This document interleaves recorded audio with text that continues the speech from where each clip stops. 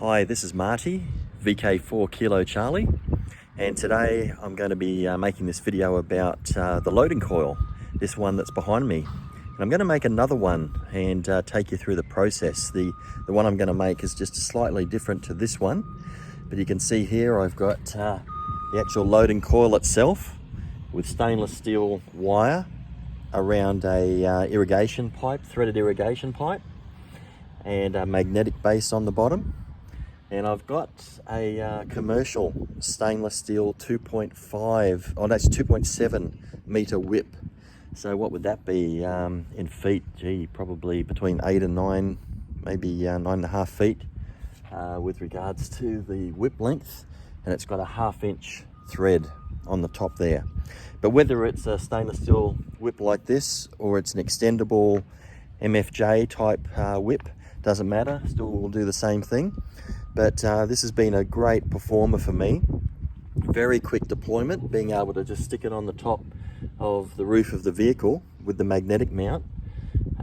Coax in there, and I've got some earth lugs around the side here where I can just lay out a counterpoise wire or two. So let's go through the whole process of building it from start to finish. Okay, so here's our coil. As you can see, it's in two parts.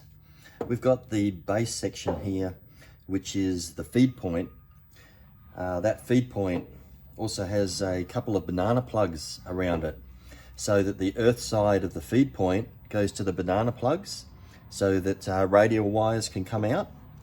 And the center pin of the connector goes up to this conductive part here. And then from there, it's attached to this wire.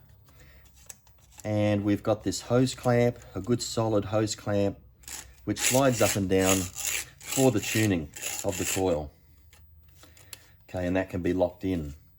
At this end of the coil, you can see here that the last winding goes through a little drilled hole, goes inside the poly pipe, and is connected to the bottom side of this bolt, which is just on the underside of this poly cap.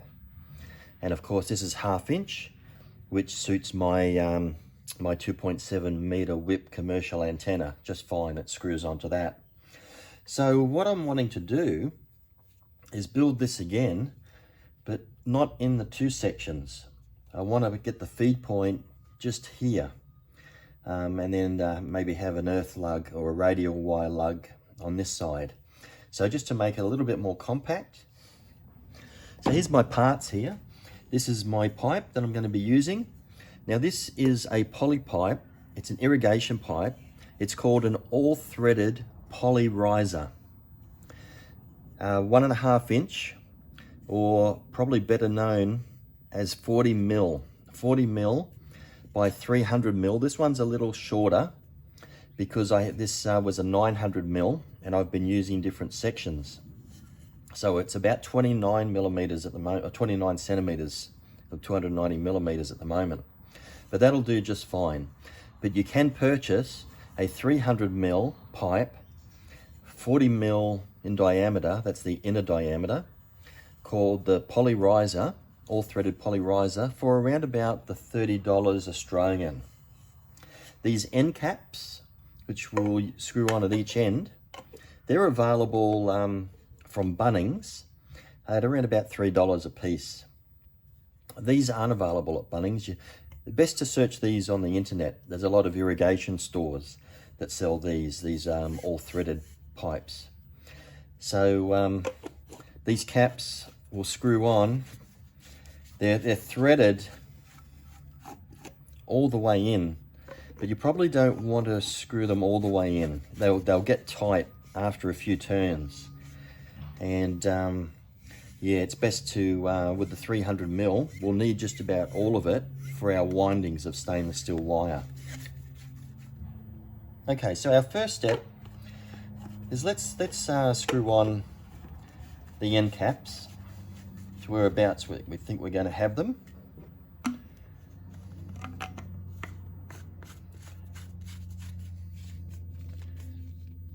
Okay, then I'm going to get this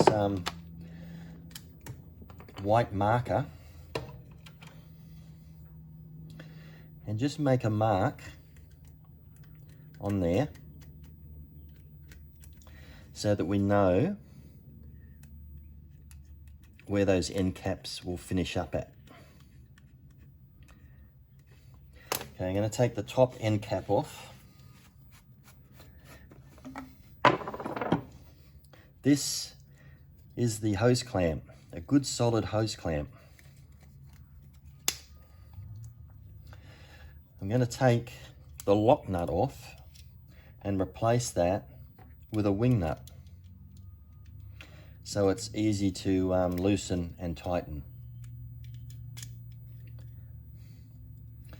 Let's fit that over the poly pipe down to the bottom. Just set my markers there, and I'm going to make another mark just so that we know where we need to start. Oh, these pens are a bit of a pain sometimes. Just so that we know where we need to start our first winding. So it's just going to be a couple underneath that mark. In about there. That will be our first winding. Okay, I need to drill a hole here because this is where the wire will start from and start turning around the pipe. So I've got a 2mm drill bit.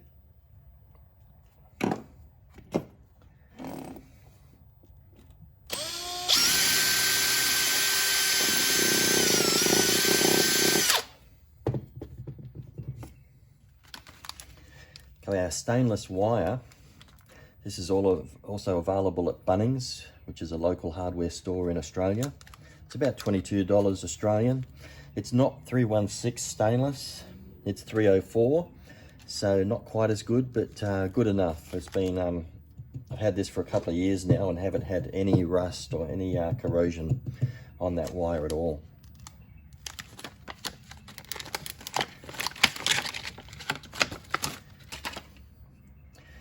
So what we're going to do is I'm going to move the camera to an outside location and show you how I've found to be the best way to wind this.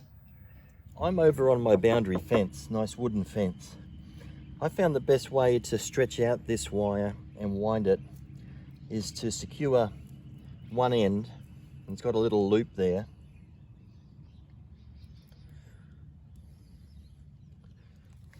to the boundary fence.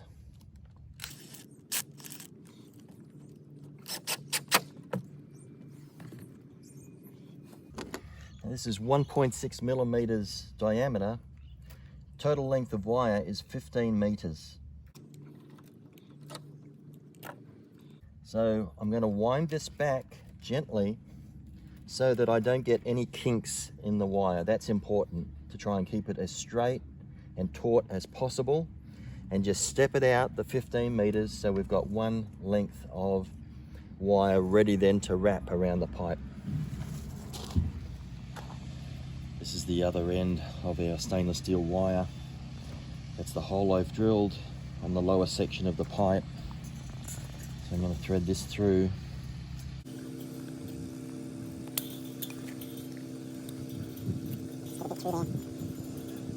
What I need to do is put a knot in this wire. Actually, I probably don't even need to do that, but it just needs a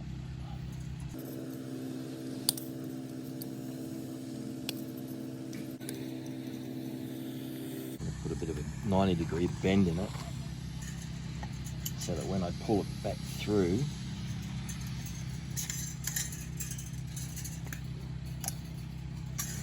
if you look in there, it's not going to go anywhere. It's going to stay put. Alright, so what we can do now is start winding it this way.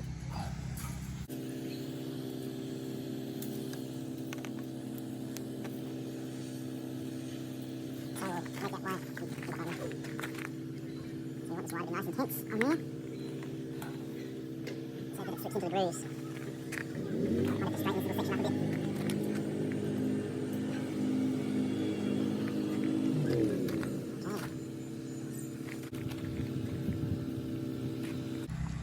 So only about a quarter of the way at the moment.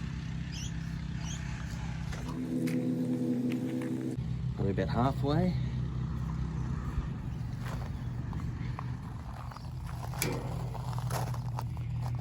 Okay, probably almost 3/4 of the way.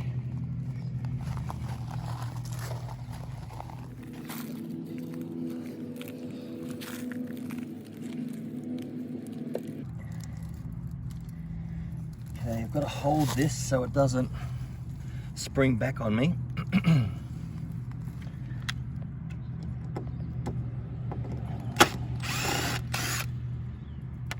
Take the screw out.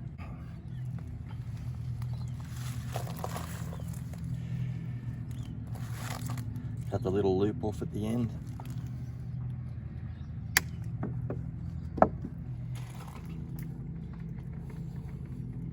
Okay, so that's our windings on there. I've got maybe about 3.5 inches left over there. So I now need to drill a hole where we're going to poke this back down, which is probably about here.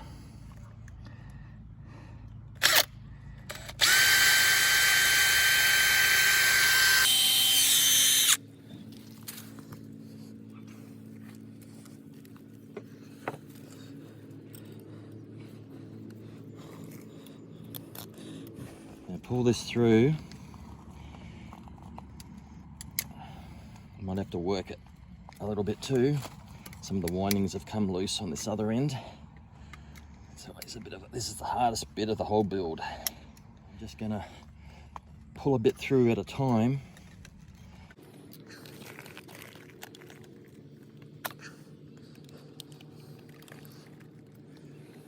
I think I've got it now.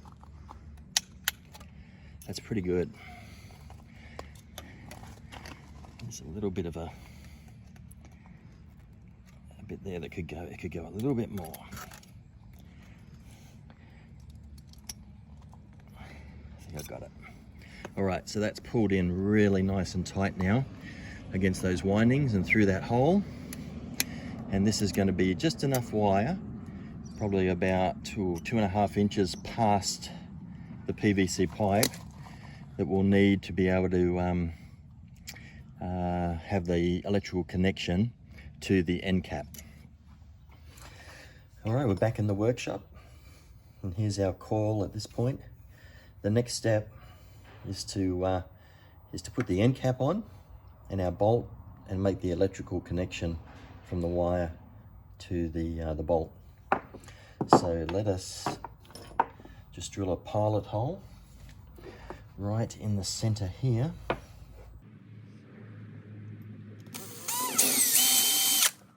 In preparation for the larger hole for our 1/2 inch bolt to go through.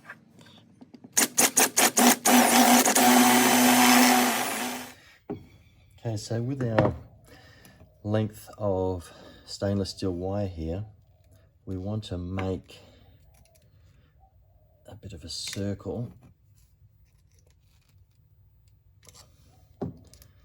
Just like that.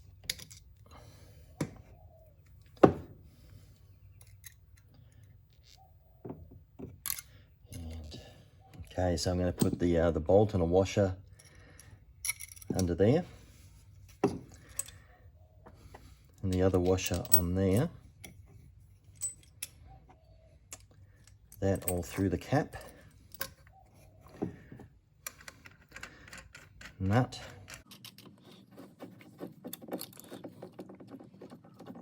Now, I'm not going to tighten it up. It needs to be able to spin. And the reason for that is that we've got to be able to screw this on.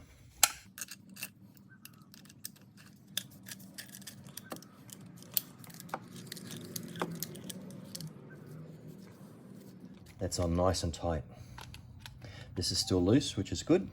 I've got the wrench in there, so it's fitting nice and snug. So now we're just going to tighten this bolt down. This nut onto the bolt, I should say.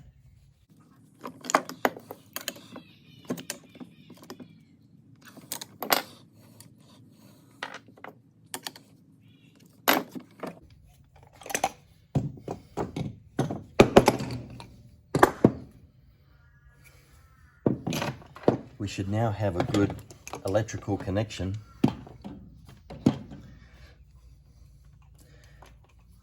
between here and up here, which we do. Fantastic.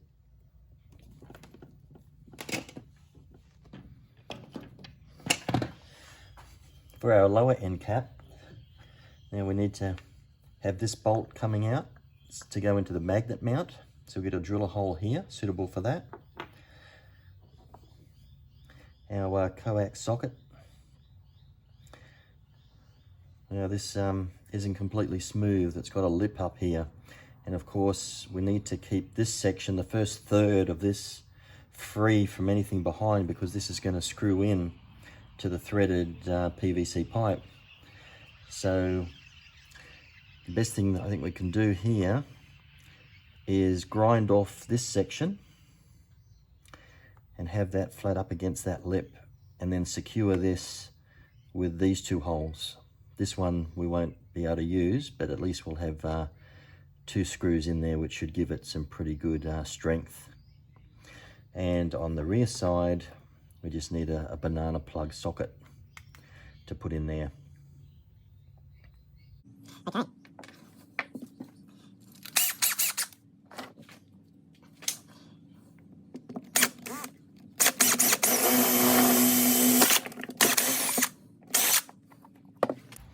To grind off the edge of this socket, I am just going to screw this down.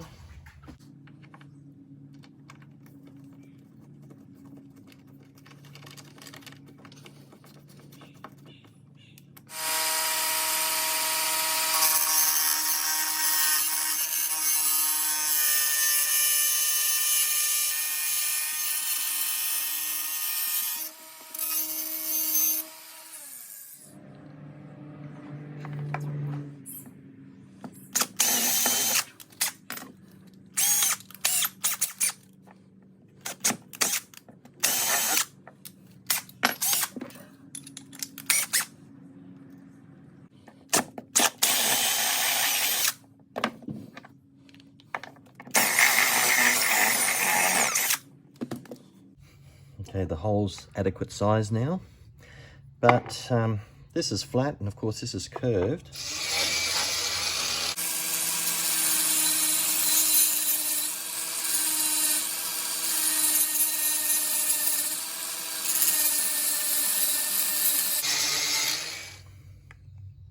Oh, that's great.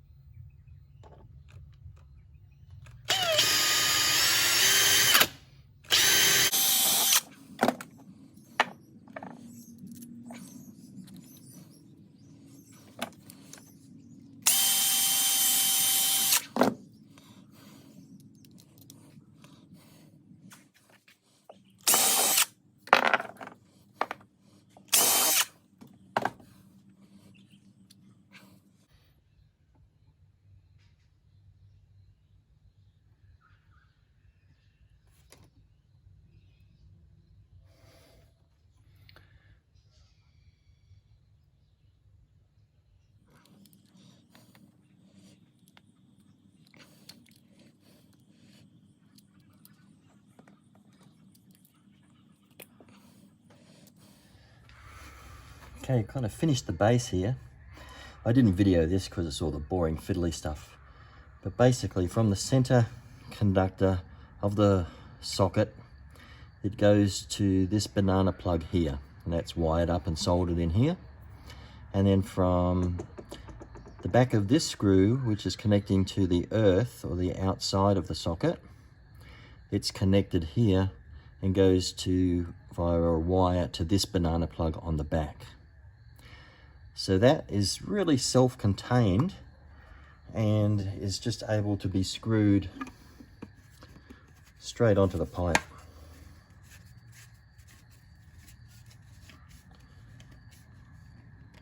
Like that. So here's our hose clamp. We really just want that to be touching the first bit of wire there.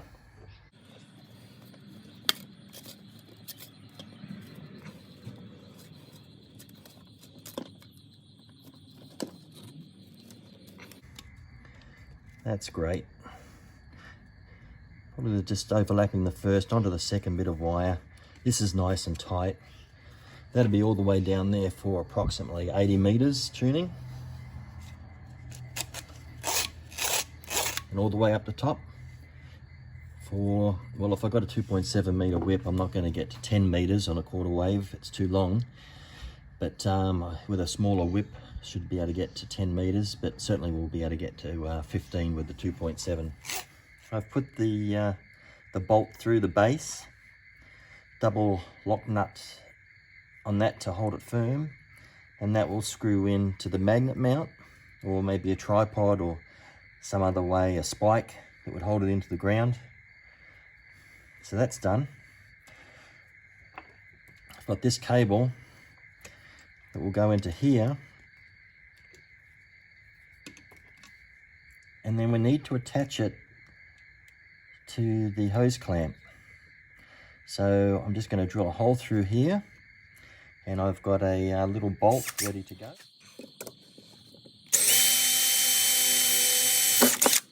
So I've got that lead there, soldered to the lug, screwed in against the collar. Undo that. Screw this on.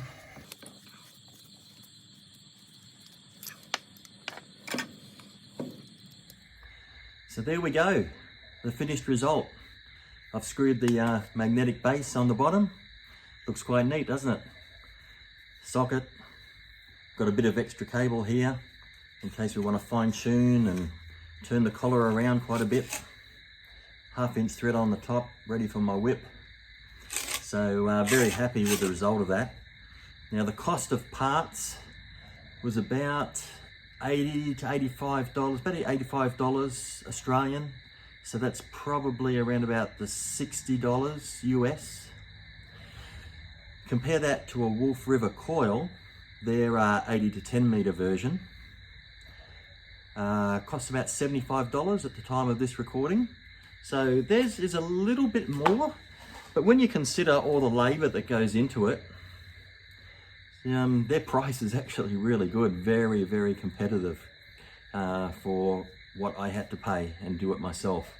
But of course, the satisfaction of doing it yourself, priceless, absolutely fantastic.